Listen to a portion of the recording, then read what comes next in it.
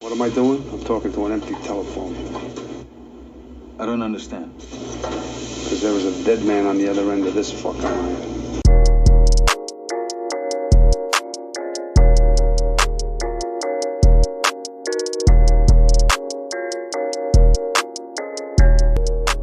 Hello and welcome to Corona Cinema. In these trying times where everything's shut down, including movie theatres, we decided to create our own virtual cinema and screen 4 films each week based around a particular theme.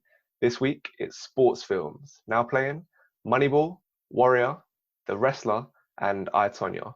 I'm your host, Leon Waite, and I'm joined as always by Ross, Hello. Matty, Good evening. and Mason. Hello? And we're going to start with Matty's pick, which is Moneyball.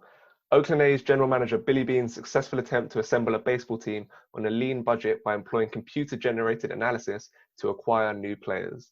Starring Brad Pitt and Jonah Hill, directed by Bennett Miller, co-written by Aaron Sorkin, the favorite of mine, and the screenplay was one of 6 Oscar nominations, along with Best Picture, Best Actor for Pitt, and Best Supporting Actor for Hill, winning none of them. Matty, why'd you pick this film? I first saw this film in A-level PE. We were told to watch it just because it was a sports film, and I guess they thought it was relevant. And I actually really liked it for a film that's 2 hours 10 minutes, and it's not an action film considering Brad Pitt's in it. It should be quite boring considering it's about baseball, sport that's, in my opinion, quite boring. And I don't really like sports anyway. But watching, and it was just nice to see Brad Pitt and Jonah Hill act and only act and like not have to rely on anything else. No CGI, no violence, no real riveting plot points, just the pure acting and then trying to bring this story to life. And I actually really enjoyed it. Like there's a sense of like aura about the film. You kind of have a feel that something big is happening and only a few of the characters can actually see this, and they're kind of fighting this wave from everyone else trying to stop what they're doing or just provide some sort of resistance, and they're fighting this the whole way through the film. And the film takes its time about growing this kind of pride that it's almost like Brad Pitt has this pride that everyone's he's saying he's ruining the company, he's ruining baseball, and he's literally just got to fight for what he believes is going to help this baseball team, because this baseball team's got it's a little low club, one of the smallest budgets in the league, and it's trying to compete with the biggest club out there. And it damn near does it. And it's a true story based on the book. And I think it does it really well.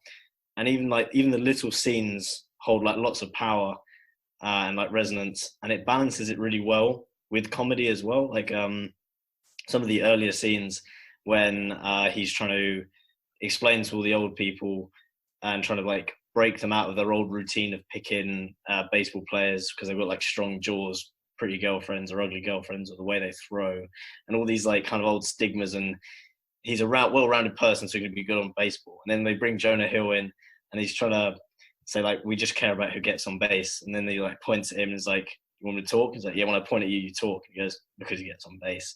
And it's just nice little bits of comedy and like the innocence of Jonah Hill's character. And the film wouldn't happen without that character.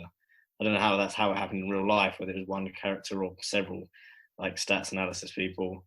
I just really liked the way they did it. And the film was balanced relatively well. Like it was split nicely between the interaction with Billy Beane and his daughter, and then also his divorced wife, and then her husband. So like he added another dimension to the character. It wasn't all just baseball. And yeah, I just really enjoyed the film. Like I don't understand a lot about baseball, and it did kind of like drag on towards the end, but I didn't mind this. I still enjoyed it. And yeah, I just thought it was like a really interesting film. Yeah, you touched on the scouting team that he had there, and I love how they're so old to the point they're all just really old men. One of them's got a hearing aid. Just really shows how kind of traditional they are and how resistant they are to the data. And I thought the main scout, the one he had an argument with, he hasn't really done much acting, but I thought he was really good in this film. His name's Ken Medlock, and particularly that scene where he goes off at him, like they're almost fist fighting, but they're not. It's that intense. And I thought that just worked really well. And I think, Ross, for us as football fans, Like obviously we can't relate to how the analytics and stuff worked in baseball, but this is similar to what's happened in football in the last like 10, 15 years. More people are using stats to analyze the game. Like you even have people like Depay who are going to stats companies to try find the club to go to, as well as clubs actually using the data themselves. So is that something that's something I got out of it? Is that something you could get out of it as well, the relation to football? Yeah, I was when I watched the film, I came out of it thinking like you would be able to do that with football. You can look at like just goals and assists and stuff based on that. But I think in the film, what I would have liked to see more is them actually playing baseball. You watch a sports film because you want to see some action, and I think there was just a bit of lack of actually playing baseball, definitely. But yeah, the analytics side and stuff, and obviously the Jonah Hill's character and stuff, it's really interesting in that sense. Yeah, and I like a film that takes a subject that could be boring and turns it into a compelling story that's over 2 hours long, like something like The Big Short as well. Complicated information, they break it down into ways that you can understand. Mason, did you find it to be entertaining for the whole 2 hours? Yeah, I mean, considering I didn't have much of I don't think any of us really had an interest in baseball beforehand, but considering for a whole 2 hour 15 film, I felt quite gripped to where I was like heavily invested in baseball and everything surrounding it really. Yeah, I think that was a really big strong point of the film for me, for a sport that it wasn't even so much I wasn't even interested in. I found it boring beforehand, but then the like link of like analytics and even parts of the film showing baseball, it hit quite well. I think ultimately it's just a film about like belief in what you're doing and about like going against the grain, being innovative, and as well as the baseball stuff, you had stuff with his personal life, which I thought worked well within the film. It didn't feel, when he was with his daughter, it wasn't like, please get back to the baseball now. Matty, do you have some thoughts? Yeah, I really enjoyed the interaction between him and Philip Seymour Hoffman, who played the coach, because it's a very tiny role, not gonna lie, for Philip Seymour Hoffman to play. And I've heard a lot of criticism, and people asking why would he accept such a small role, and why would he do that? But I really liked how they did that, and it just showed like the stubbornness of old like a lot of the generation of the baseball players to change the way they did things, and yeah, the same with the committee. And I think one of the weirdest complaints I've heard about the film is the daughter. She wrote a song about being lost in the middle, and someone said that they didn't like that because there was no way a 12-year-old could write that song. And I just thought like it was a very strange thing to say. Like I just think they couldn't find anything wrong with the film, so they just pinned it on that. But actually, I quite like the song, and as you said, like the bits with the daughter, they were quite like nice new bits of perspective put in with the characters. Yeah, I don't think they overdid it with the kind of personal stuff going on in his life. They just threw it in there every now and then to show you what he is like as a character. And I thought it was pretty emotional when she finally does the song at the end. He's sitting in the car thinking about whether to take the offer to go to what's it called, the Red Sox. I thought that worked reasonably well on an emotional level. Mason, did you think that? Yeah, I agree. I mean, for me, comparing it, like say, to last week when we watched American Sniper, how that bounced back from the main storyline to his personal life, I think this is a film that you should take as an example of how to do it properly. We take it for granted that Jonah Hill was just doing dramatic work now, but this was kind of his first foray into doing a serious role. Like he'd just been the guy from Superbad, and all of a sudden, this guy buttoned up in a suit talking about analytics in baseball. Ross, do you think he delivered a good performance? Yeah, I really liked it. It's probably personally, I think it's the best in the film.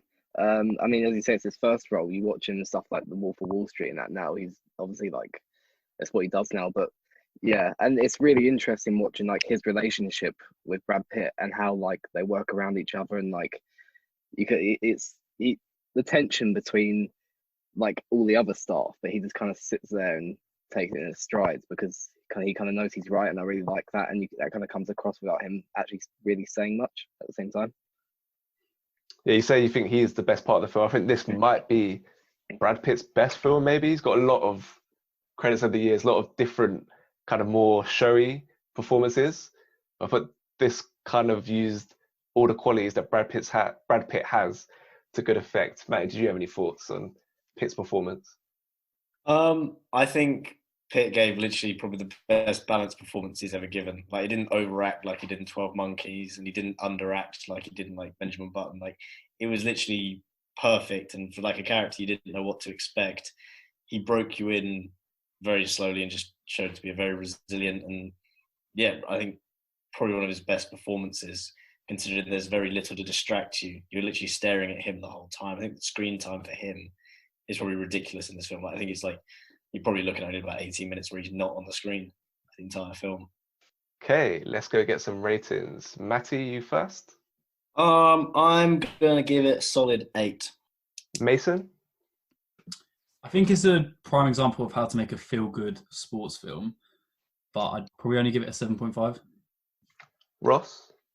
I think it lacks a bit of an emotional punch at the end compared to some others, so I'll give it a 7.4. Okay, I'm going to give this an 8.5. I think this was in my top 10 of the decade when I made the list a couple months ago. So yeah, very good film. Okay, moving on. This is Ross's pick. It's Warrior. The youngest son of an alcoholic former boxer returns home where he's trained by his father for competition in a mixed martial arts tournament, a path that puts the fighter on a collision course with his estranged older brother. Directed and co-written by Gavin O'Connor, starring Tom Hardy, Joel Edgerton, and Oscar-nominated Nick Nolte, the film's only nomination. Ross, why'd you pick this film? So I've watched it a few times, but I still, like, every time I watch this film, I remember how much I actually enjoy it. Like, the acting from the three main actors, mainly Tom Hardy and Nick Nolte, is so good. It's like that huge emotional punch at the end as well is like, you're almost in tears watching it, like watching him beat the crap out of his brother, even though he doesn't like want to do it, he like kind of has to. And yeah, it's just kind of like not necessarily feel good, but really like emotional. I'd say it's up there with Tom Hardy's kind of best performances as well. He is really good in this. Like straight off from the start, you can kind of feel the distance between all the characters and like the relationships and how they're like, everyone in that film is like, I'd say maybe that most people in that film are like flawed and broken. That's the only kind of criticism I would have. Joel Edgerton's character doesn't have really many flaws, and that's kind of one thing I did find kind of wrong with him. Like, he was kind of perfect, but like I think Tom Hardy and Nick Nolte's kind of stories are quite a bit more interesting than his. That's the only thing I would say. Everything else, I'd say it's really good. You touched on Nick Nolte. I thought he was ridiculously good. Like, you don't see any of like the abuse that they talk about he was dishing out when his kids were young, but you can tell like he was definitely a bit of a bad guy in that period. Yet you still feel so sorry for him, particularly that scene when he goes to Brendan's house and sees his grandkids. He's like, oh, who are they? Like, you really feel the emotion in that scene, and that's all credit to his performance. Matty, I know you're a big fan of this film. Probably would have picked it if you hadn't had another choice. What are your thoughts? I bloody love this film. Like, the acting's masterclass. Tom Hardy, like, it's literally got all the elements. Like, the only thing it's missing is it's not a true story. And then there are like little things that you go, oh, it's like this would never happen. Like having like 4 fights across 2 nights in the UFC. If you've seen someone after they've had a fight, the next day after UFC, they're swallowed up like a puffer fish. So like there's been like UFC people who said, oh, this is ridiculous and this kind of rubbish. But like, it just allows you to get away from that. And yeah, Nick Nolte is literally outstanding in this film. And he literally goes to town, and they never really go into detail like what he did to the wife or what happened with the mum and like the kids and what happened in the orders and stuff. And they don't need to be fair. And they handled that really well, only giving away what they needed to as the film went on. And it just ties together really nicely. And there's almost like a purity to Tom Hardy's character that someone is literally, he doesn't care. He doesn't look for the limelight. The only thing he's doing this is for the money to help someone else. And he's like ridiculously dangerous, but doesn't care. And but there's a vulnerability to him as well.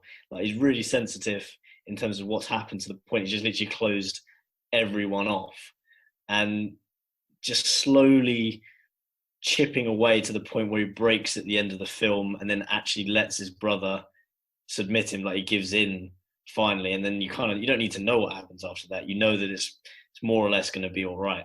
I really enjoyed it. The first time I watched this film with my brother, I just remember jumping up and down when he's got the armbar on, and I was like, armbar, please. And the first time I watched it, like, it's probably one of the strongest films I've ever seen, in terms of the emotions I felt at the end. And yeah, masterclass this film. I love it.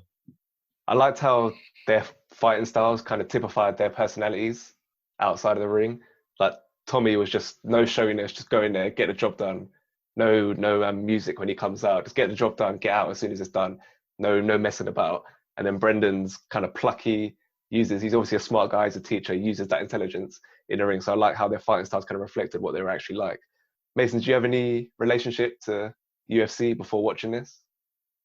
Not really, to be honest.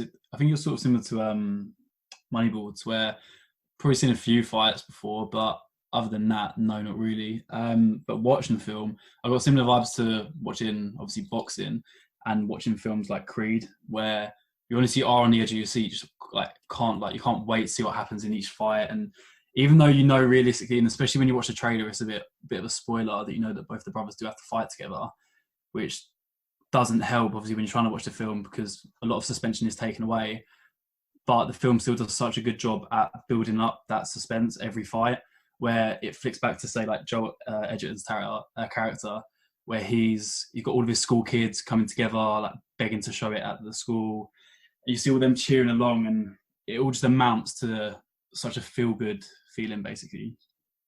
The only real criticism I have is I thought 2 hours, 20 minutes didn't really need to be that long. Like, I think it gets the job done emotionally, but there's some points where you could just chop that down a bit. And all the stuff with the high school and that kind of stuff, I found it to be a bit cheesy, a bit corny. And I think you could have got rid of that and not really. I think the emotion was already there with the three main characters. You didn't need some of the surrounding stuff. Ross, would you agree that it's just a bit too long? Yeah, I mean, a lot of stuff they could have cut down. It took a while to kind of get into them actually being like, I'm going to do this tournament, I've got to train and stuff. It took a while to get to that point. I think it was good. The film picked up its pace and was good when they were actually at the tournament.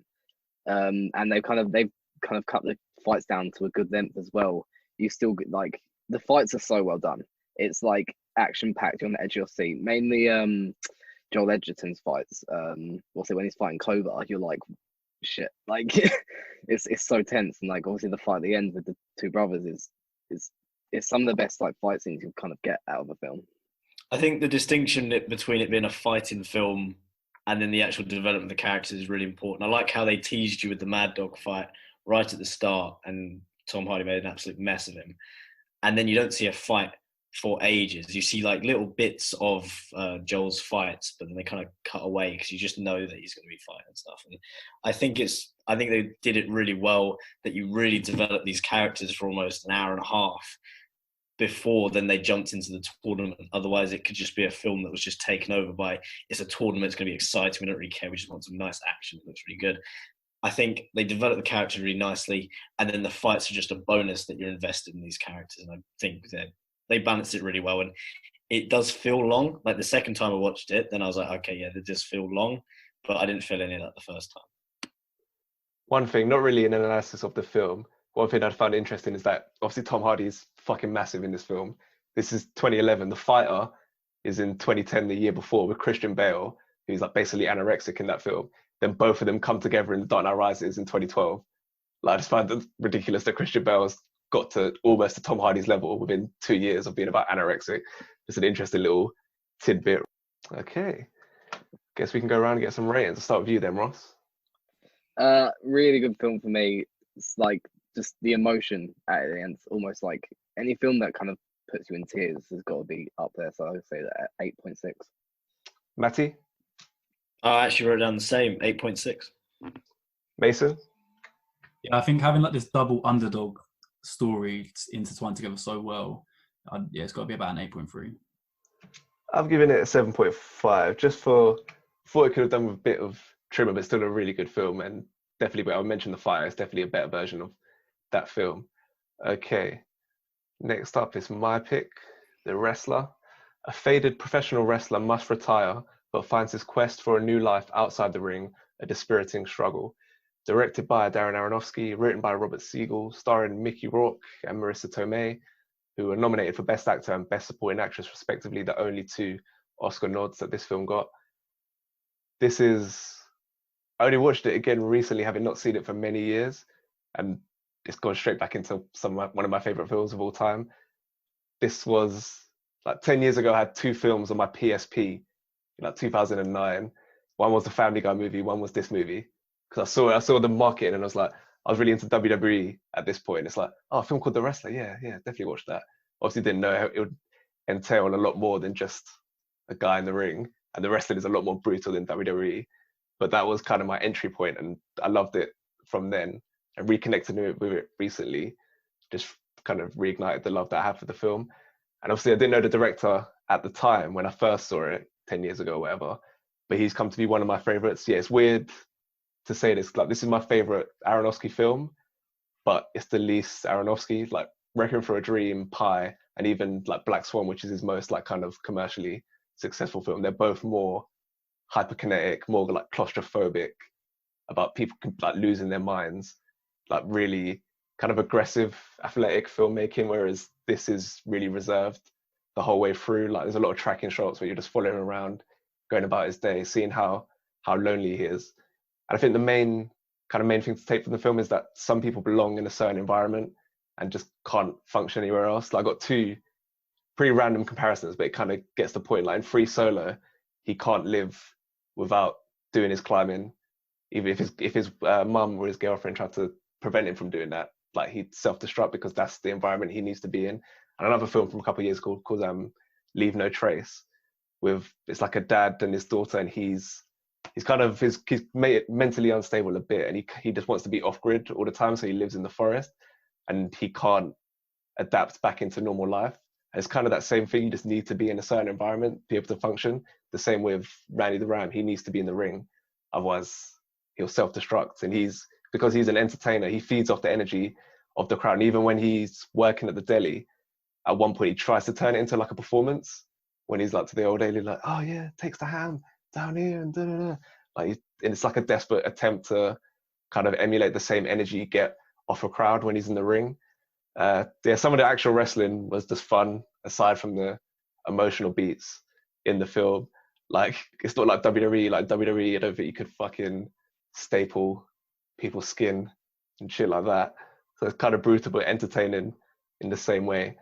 And I thought Marissa Tomei, like ridiculously peng even now. She's like 56 years old. Here she's 44, and their kind of bond just works perfectly. Like two people who both like their star is kind of fading. Like she's a stripper who when we first see her, she's getting kind of made fun of by these young guys. It's like, oh, you're too well, we don't want you, you're too old. So they're kind of on the same wavelength in obviously completely different industries. They're on the same wavelength as two people who are struggling to come to terms with their age, basically. And I think Mickey Rourke, this was kind of his comeback. Like he had kind of fallen off the map a bit in Hollywood, and this was kind of this big return. Obviously got nominated for an Oscar, and I thought his mild-mannered performance added greater weight to when the emotion really came out. Like that scene with his daughter, when he starts crying, like you feel that more, because up to that point he'd always been very calm. And the other point is where he kind of angrily outbursts at Marissa Tomei's character, because he's just desperate. He formed a connection with this person. He's just desperate to end this loneliness. Like pretty much, other than her, he's got like that kid who he plays Nintendo with. He's just a sad guy, just mulling about, no one else to accompany him. And I thought, final thought is the last scene where basically you kind of probably assume he's going to die when he jumps off the top rope, and it just ends with that. And it's kind of ambiguous, but you kind of know what's happening. I think that's definitely one of my favorite. I think one of the best final shots around. So those are my thoughts. A real important film for me personally. I really enjoy it. Mason, do you've got any thoughts? Yeah, I mean, you touched on the ending, and one thing I noticed this week was that I think every film ends quite abruptly, where you're kind of left open to whatever you want to believe happens, really. I enjoyed the film. I don't know if I enjoyed it as much as you did, but like you said, the ending itself definitely like saved the film for me. The strongest parts of the film for me were when he's working in the deli. Like you said, I love the scene where it follows him going from the staff room into the deli counter, and you've got the crowd cheering behind him, and you're just like, what the hell is going on? You think it's going to then flash to him doing like his fight or something, but it's not. just him walking out starting his shift. And then the other strongest parts for me is when he is with his daughter and he's trying to like rekindle that relationship with her. And it's just crazy to watch this guy's life, how he struggles so hard to connect with her at first, then he starts to build up this relationship again, and then he just fucks it up straight away. And he's like not given that second chance at all. He's kind of just left. Did you recognize his daughter? Yeah, it's Dolores, isn't it? Yeah. I was shocked. I was like, oh my God. It's just There, so yeah. young and so different. Yeah, I thought that their relationship was interesting because like you think he's made amends at one point, like he buys her the gift and they go out and he cries with her. Then what is it? He misses like they had a date at a restaurant and he misses that, and it's kind of like he's just constantly self-destructing. He's never just quite in control of what's going on. Mate, what did you make of kind of his journey through the film, I guess? I like this film. It was very well directed, very well written, in the fact that like you're following him, you're following his struggle, and you're seeing his like trying to come to terms with his age, and the same with the stripper. They're both in professions that kind of favor youth, and they're both obviously very good at what they're doing, and then they're kind of just struggling with the fact that they might not be doing this forever. Like when he sat around the table with all the other older wrestlers, that I really like that scene where he doesn't say a word the entire scene, and he's looking at one dude who's in a wheelchair, another dude who's just fallen asleep, another dude who's got like a drip attached to his ankle, and he's thinking like, oh, okay, this is where am I going to be now? I've just had like open heart surgery, and I think that's quite a nice realization for the character. And then it teases you. You get to the middle of the film, and then it kind of goes, okay, the stripper, things are going okay with her. Things are going on the mend with the daughter. He's got out of the wrestling. He's feeling better. He's starting to enjoy his deli work a little bit. He's making the most of it. It's not what he wants to be doing, but he's making the most of it. And you're thinking, okay, this is okay. And then one by one, these little things start a little downward spiral, and you're scared about where it's going to go, and you can almost from then on where the film's going to go. Like that he's going to turn back to wrestling sooner or later. He's going to do something he regrets, and it's painful to watch, but only because you're so invested in the character. And I do really enjoy that kind of like that storytelling aspect of it. And he's the dude from Iron Man 2, isn't he? He's Ivan or whatever his name is. Where's my bird? And it's like for the character, I've only ever seen him in Iron Man 2 doing just some knockoff, whatever Russian accent, like just uses as a bit character, just as like fuel for the plot, just some bad guy to beat. To give him like this kind of role, I don't know how much like serious stuff he's done in the past. This is like, it's quite unexpected, and I really enjoyed this character and what he did with what he was given. Originally, it was meant to be Nick Cage in the lead role, before Aronofsky pushed hard for Mickey Rourke. Ross, what do you think of the film if you had Nick Cage in this role? I mean, this film is just like Mickey Rourke. It's like it's made for him. He's so perfect in it. Like, and I don't use that word lightly either. He's so perfect in it, and it's just so human and raw, the performance, that Nick Cage is just so over the top. That'd be a big no, but no, really, Mickey Rourke is just he makes this film. He's so good in it. I think this is not personally something that I personally feel, but I think maybe some people could think it could be a bit slow in places, and because you're only interacting with pretty much one character and then two characters at some points, it could get a bit repetitive and a bit kind of grating. Mason, is that something you can relate to? I don't know. I thought it was quite a short film. I mean, I think the runtime's an hour 45 for it, and how it's not like an ambiguous storyline. It fits in enough, and it doesn't try and tackle too much at once, like force like a short runtime like it is. I don't know. I think I'd have to disagree with that criticism, like what you're saying, really, because it does the job. It's the soundtrack as well. It's got like this 80s soundtrack to it, and even that kind of like adds to like the fact that he's just stuck in those days, and that's where he wants to be, and he can't get out. And as you said at the start, like the way it ends with him on the rope, it's almost like you don't need to see anymore because that's him now, and that's going to be him until he dies. We didn't speak about the scene where he chops his thumb off basically in the grater in the deli as well. that scene alone is like Oscar worthy. His acting, the way he just cracks. He finally cracks. You've got that old lady pissing him off, just being like a bit more, a bit less, a bit more, and you're like, he's gonna crack. I don't know what he's gonna do. And next thing I just see this guy shove his thumb through a grater. I was sat in my jaw like on the floor. I was like, what the fuck is going on?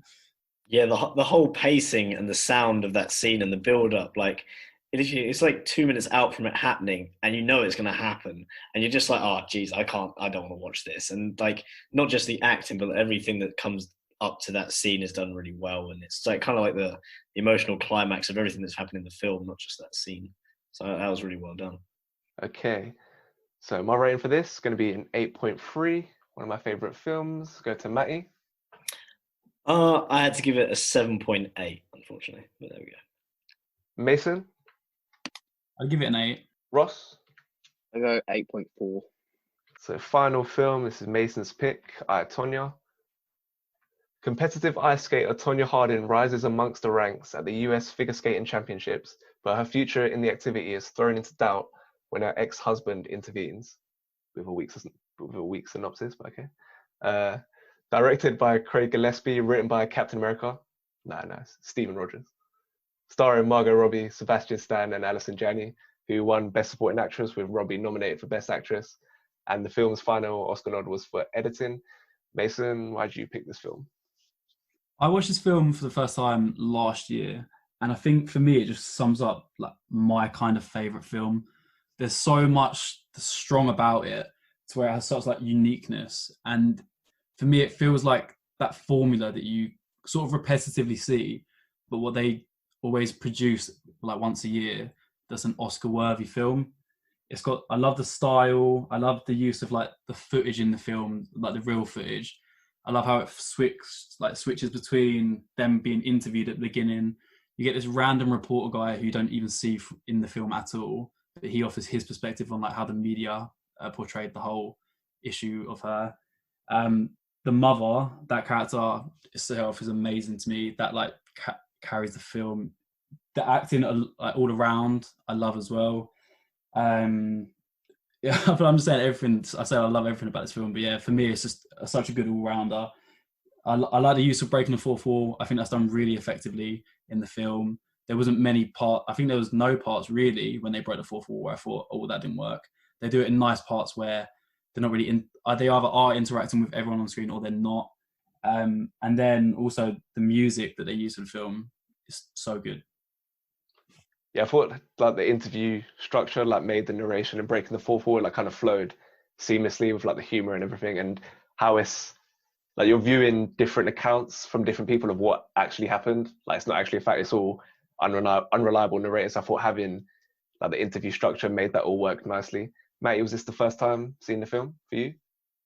Yeah, so I'd never seen the film before, and I was vaguely aware of the incident. I think I remember hearing about it in PE. And I didn't realize there was like that much that would go behind the scenes in terms of what would have happened at the time. And all the characters were very, very interesting. Like the mother was probably the strongest for me, like trying to figure out what kind of made her tick and all of her motives behind everything she did. And a character that was that resilient, like she doesn't care what her daughter thought. She just knew that I still can't quite get my head around her motives, and then even the bit in the middle where you think, oh, okay, she's come to say she's sorry and that she's proud of her, and then it just that absolute guilt when it's like, oh, she's just doing it to get a recording, to get a confession. She's just using her daughter again, and also the bodyguard Sean, who's kind of all fault it all starts. It's just like shows you should never underestimate a character, because I've seen him in other films, like I believe he was in Black Klansman, and he just played a bit part, someone who's just meant to be stupid, just another kind of dummy, just like to fill the space of characters that should have been there. And then he turns out to be really instrumental, and kind of his blunder kind of shaped the entire film. Without him, the whole film wouldn't have happened. This was really interesting to see, and also the dynamic between Sebastian Stan and Margot Robbie, like that whole relationship, that back and forth, and like the toxicity of it. It was interesting to watch and quite painful. And like one of the things that resonated with me was when Margot Robbie says she thought the whole time that it was her fault that she was getting hit all the time.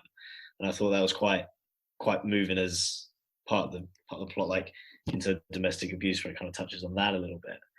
And yeah, when they snap shots of the real footage, like of the girl actually screaming while she's been hit, just for a few seconds, and then cutting it back again, all things like that were really effective. And yeah, I really enjoyed the film and the whole set out, and seeing they cut together interviews of the same event from different people and how they would say the same things, but they would say it slightly, the way they said it was different, showing that they perceived the same events very differently. And yeah, I thought it was done really well. I really like the way the camera moves in the actual figure skating scenes, like the way it kind of goes around the ice. Like it really felt authentic, as for someone like, it's another sport where I have no idea about. I have no idea what it takes to be a figure skater, and no idea whether this was actually good or not. But the way the camera moves about the ice, like you really feel like it showcases the sport well. And I felt the weight of her where she does the triple axel. I've never heard of the triple axel before. I watched this for the first time. Yet you felt like, oh yeah, it's a bit mad, you know. Ross, did you feel like that way as well? Like you got a real good feeling for the sport?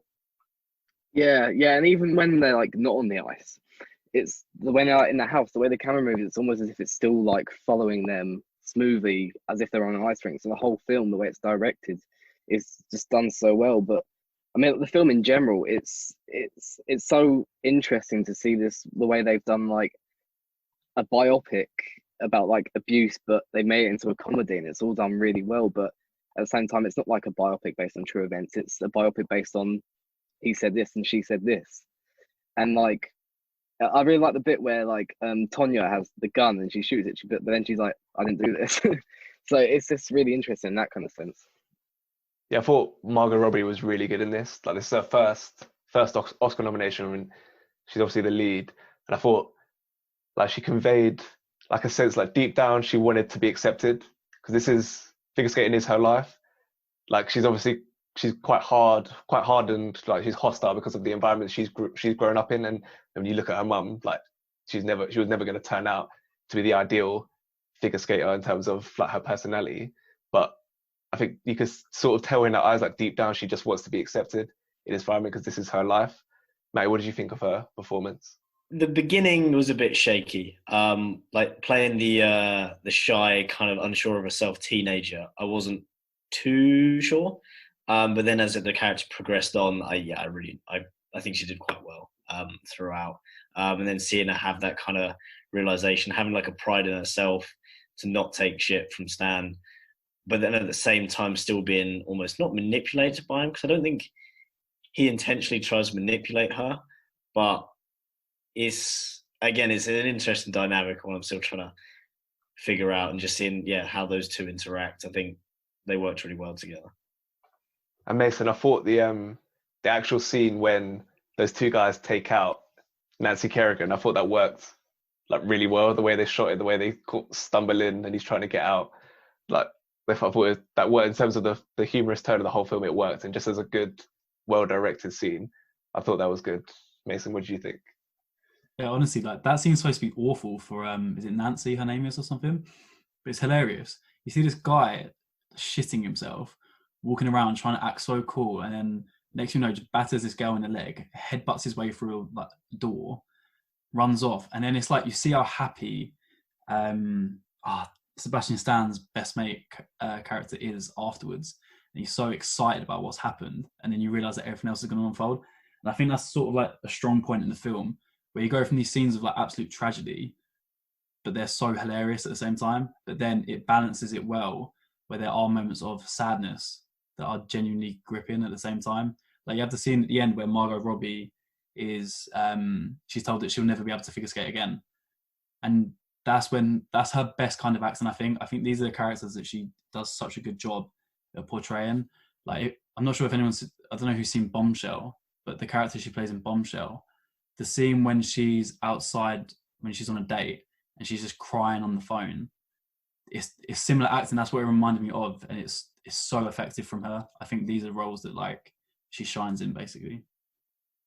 I think that was the only thing that didn't work 100% of the time with me, was kind of the tonal shifts between like the dramatic sides and the humor. Like most of the time it was fine. I thought the only weakness of the film was it was a bit clumsy kind of thing. Like when Sebastian Stan goes round to her house and shoots her, like the dramatic moments didn't always resonate with me because it didn't shift into that genre from the humor quite as skillfully as I would like. I think early on in the film, it's kind of very much like a scrapbook style and kind of messy until you actually get to the point where the incident happens. It does pick up, I think. But what I found funny about the film is Sebastian Stan's friend. It's so funny thinking this guy was actually a real person. Like he's so stupid, but puts together this like master plan at the same time, and it's just so funny just thinking about how that could have actually worked in real life. And it's like, oh, and like when you see the real interview with him, and he actually says like he's a counter-terrorism expert and that kind of stuff, it's so funny. Yeah, not gonna lie, I was surprised that he was that stupid. Like when they showed the real interview, like you just couldn't believe that someone would actually speak like this. Yeah, but he was so funny in the film as well. Like some of the lines, the bit when he's like, yeah, I shouldn't really say his name, Derek, things like that. It's just delivered perfectly. It just works within the film. I think there's two more things that I wanted to touch on. The film ends on quite a good note where I think it is Margot Robbie's character. She says that America needs someone to love and to hate. And I think that her character embodies what America wants to hate, basically. Like it's hard to believe that in like a 2-hour film, the amount of like tragedy and shit this one girl who's like 23 by the time the film ends has gone through in her lifetime. And I think that is a strong point of the film. And also I was going to say, I think this is probably Sebastian Stan's best acting that I've seen from him. Yeah. So to be fair, like you don't get much opportunity, like mainly seeing him in the MCU, and then he's had little parts in like The Martian and stuff, and you never in the MCU doesn't really get a chance to show it this kind of performance, and this kind of performance he's kind of off the rails, like because he's a bit of a nut job, like he's abusing his wife and whatnot. Yeah, I quite enjoyed the character watching like how he would rationalize everything he did. And then he'd fly off the handle, try and shoot her, and then he'd be crying. And then then he cuts the interviews now, and he's like, everyone kind of overreacted, if you ask me, kind of thing. And it's just really, yeah, I liked the character a lot. And the same with the Sean guy. When you're watching it for the first time, you're thinking he's just trying to play this up for comedy. He's just like, he's overreacting or underacting and whatever he's doing. And then you see the actual clips, and it's like shit. Like if anything, he wasn't stupid enough. I think really, really well acted from both. Cool. Let's go around the room, get some ratings. Mason, I'll start with you. For me, it's an 8.6. Matty? Personally, don't hate me. Like is it a good film? Yeah, it's probably the strongest one. Is it the one I enjoyed the most? No. So I gave it a 7.9. So above The Wrestler but below Moneyball. Don't hate me. Ross? Yeah, I'd give it a solid 8. It's very original in the way it's done, like in biopic style. A biopic style that's like a comedy, like not having a tragic story as a tragic story, but doing it in a funny way. Yeah, so a solid 8 for me. I've given it a 7 just because I don't think the tonal shifts completely worked. Okay, so we can move on to ranking the films for this week. Matty, start with you. All right, so I think in terms of what's the best, I think I, Tonya first, then Moneyball, then The Wrestler, then Warrior. But if I could watch any of them, I'd watch Warrior. Ross? I've gone for Warrior, then The Wrestler, then I, Tonya, then last Moneyball. Mason? I've gone for I, Tonya at the top and then Moneyball, mainly just because I think if you can make a film about a sport that I don't care about, and then I'm suddenly gripped for the entire 2 hours of the film, you've clearly done something right. So for me, that's why them two have shot that sort of straight to the top. And then I've gone Warrior and then The Wrestler. It feels a bit of a cheat to put Wrestler at the bottom because of how amazing the acting is. But I don't know, for me, that's definitely like how I'd rank it. I've gone for Moneyball first, Wrestler second, Warrior third, I, Tonya fourth. Okay, next category. We've got Actor of the Week. Start with Ross this time. I mean, you got the two performances in Warrior with Tom Hardy and Nick Nolte, which I thought were really good. But I think the Mickey Rourke performance topped it for me. As I said earlier, it's just like pure raw emotion from it, and it just comes off so well. Mason? I honestly think this is probably one of the hardest weeks to choose the best actor because the leads in all of the films are so strong and they all do such a good job at like performing what they need to. But I went for Margot Robbie. I think I'm a bit biased just because of how much I love I, Tonya, but this is like the type of film and the type of acting from her that I enjoy the most. Matty? I think it will have to be Nick Nolte in Warrior. It's literally just his masterclass, and I don't think I've ever seen a character that shows so much kind of regret and incurs sympathy when he really doesn't deserve it. Yeah, for me, it was a choice between Nick Nolte, who is incredible, and Mickey Rourke, but I've just gone for Mickey Rourke just because he's carrying the movie by himself. Like, that's probably the hardest thing you have to do in Hollywood is be able to keep people entertained for, what is it, it's like 100-minute film, and he's in pretty much every shot, and to keep that going for the whole film is one of the hardest things you can do. So I've just gone for him, although Nick Nolte is ridiculously good in Warrior. Okay, now the Kevin Garnett Award for a sports person who could successfully transition into acting and be in this movie in honor of KG's performance in Uncut Gems. Sports films this week, need a sports person to go into your movies. I'll start with Mason. So I've gone for, you've got Alison Janney, which is the mum in I, Tonya. I've replaced her with Judy Murray. I feel like she has a big presence within tennis herself, and she's quite a fiery character. She's used to sort of like, you know, training the sons and stuff like that, and it's quite a big role to fill. But I reckon she could give like quite a relaxed tone to the character, which would be a different take on the film, really. Matty? I would, for Moneyball, I would take the coach played by Philip Seymour Hoffman. Fucking tongue twister. I'd replace him with Louis Simmons, who is like the godfather of West Side powerlifting. He's someone who's very set in his ways, and he's looked up to by everyone. And he played nicely the character that's like the coach, that is, you know, this is the way we do it. And he'd provide plenty of resistance, such as Philip Seymour Hoffman did to Brad Pitt when he was trying to implement the changes to the team. I'd like to see that. Ross? I've gone for a bit of a cheat this week. I've changed Tom Hardy and Joe Edgerton to Gary and Phil Neville. So, do you remember when Fernando Torres scored that goal? And Gary Neville made that noise. Imagine him making that noise when he gets hit as he's going down towards the canvas. Well, you'll have to see that. That's an interesting pick, Ross. Okay, I've gone for a footballer as well. I've gone for Sead Kolasinac, for the first guy that Mickey Rourke fights at the start of The Wrestler. Arsenal left back, already built like a fucking unit. Don't really know how he manages to play football with that frame, so he might as well be a wrestler. So he goes in there. Okay, guys, I've got the average rating for each film that we've done, so we can see how we rank them overall. And then I've gone back for the last 2 episodes and done the average rating for all the films we've done, so we can see how they fit into the larger scale on this podcast. So for this week, we had number 1 with an average rating of 8.2, Warrior. 2 with an average rating of 8.1, The Wrestler. Then level on 7.9, Moneyball and I, Tonya. In terms of where they fit in with the overall rankings, our number 1 film over these 3 episodes, The Martian, 8.5. American Beauty, 8.3. Warrior, 8.2. Same with The Lighthouse. The Wrestler and American Hustle on 8.1. 127 Hours in American Psycho on 8. Moneyball, I, Tonya, as I said, 7.9. Moon, 7.3. And trailing at the back, American Sniper with 6.7. Okay, that wraps it up for this week. Be sure to follow us on Twitter at Corona Cinema. We're on Spotify, Google, Stitcher, all the popular podcast apps.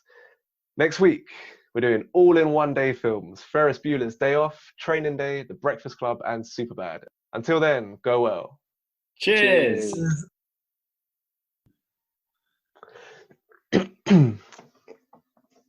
Stop looking at me, Ross. You still not make me laugh every time we try and start. Okay.